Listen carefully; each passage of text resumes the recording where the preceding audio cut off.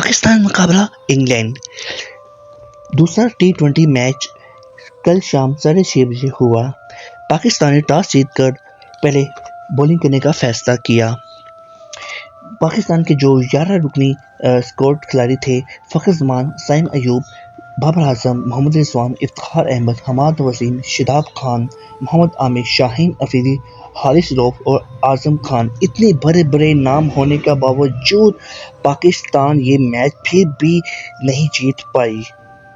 पाकिस्तान ने इंग्लैंड को दावत दी बैटिंग करने की, जिसमें से जोश बटलर ने 84 स्कोर किए और वेल जैक्सन ने 37 स्कोर किए। इंग्लैंड ने 7 खिलाड़ी आउट होने पे 183 रन बनाए।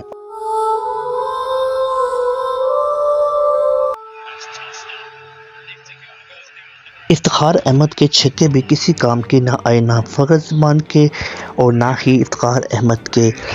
आपको यहाँ पे बताते जाएं कि शादाब खान ने 4 ओवर कराए और 4 ओवरों में उन्होंने कोई विकेट हासिल नहीं की और 55 रन्स खाए, जो कि बहुत ही गंदी और बहुत ही बकवास उन्होंने बॉलिंग की और उनसे बॉलिंग बिल्कुल नहीं हो पा रही।